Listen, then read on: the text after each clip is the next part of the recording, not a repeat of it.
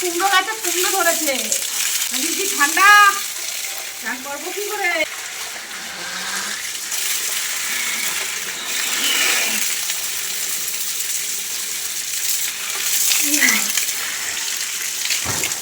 শ্রীরাম।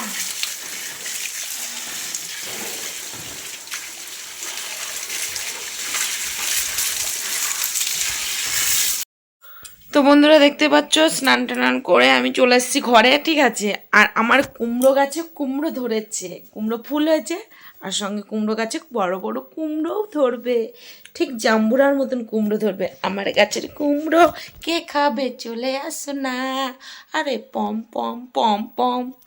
আমার গাছের কুমড়ো কে খাবে চলে আসো তোমরা, ঠিক আছে। তো সুইট, আমার গাছের কুমড়ো যদি একবার খাও বাইরে ভাই, ওই কুমড়ো খাইলে তোমরা আর সরাইতে পারবা না জিভ থেকে জল। আমার গাছের কুমড়ো হবে সেই স্বাদ, ঠিক আছে। তো আমার গাছে কুমড়ো ধরেছে, আর দেখো কত রোদ বাবা, আর না ঠান্ডাও পড়েছে খুব, সেই মনে হয় যেন শীতকালের মতো ঠান্ডা পড়েছে আছে বাবা।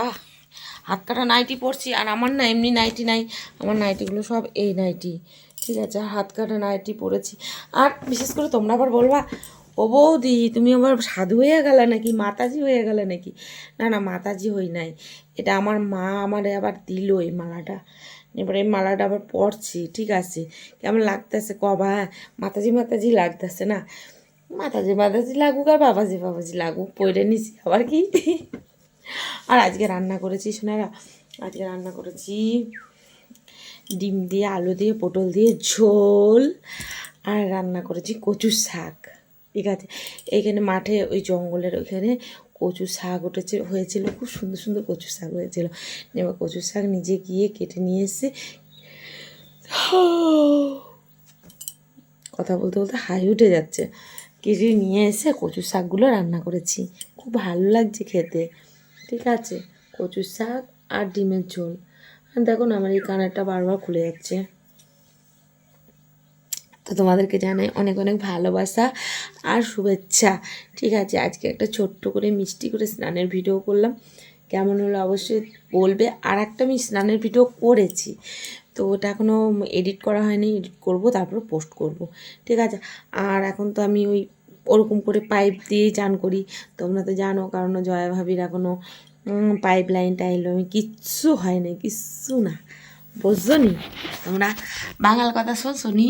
এ দেখো পায়ে আবার ব্যান্ডেজ বাঁধতে থ্রি দিছি, দেখতে আসো, পায়ে ব্যান্ডেজ বাঁধতে থ্রি দিছি, কারণ পায়ে ব্যথা, কোমরে ব্যথা, আর কি করব বলো? আবার বুড়া বয়সে যদি বাচ্চা পেটে চলে আসে কি করব? আমি কিছু খুঁজতে পারছি না।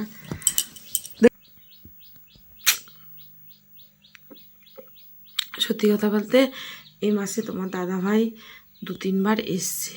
আমার মনে মনে ডাউট হচ্ছে, আমার মনে হয় আমি হবে, মানে ওয়া ওয়া ওয়া ওয়া, মানে ওয়া ওয়া হবে মনে হচ্ছে।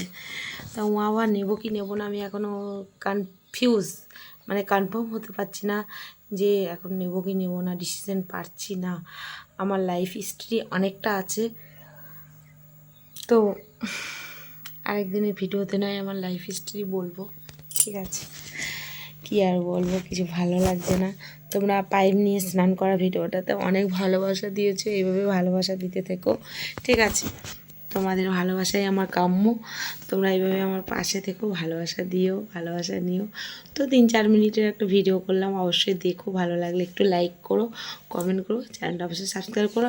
আর আমার পেটে ছুঁচোতে এখন ডান মারতে আছে, এখন একটু খাইয়ে নিই, তারপরে খাইয়ে দেয় একটু ঘুমাবো। আমার তো কাজই হচ্ছে খাওয়ানো আর ঘুমানো, আর কিছু কাজ নাই, খাওয়া ঘুমানো আগা পাদা, আমার কাজ হচ্ছে এটাই, দুইটা কাজ, মানে কাজের মধ্যে দুই, খাই আর শুই।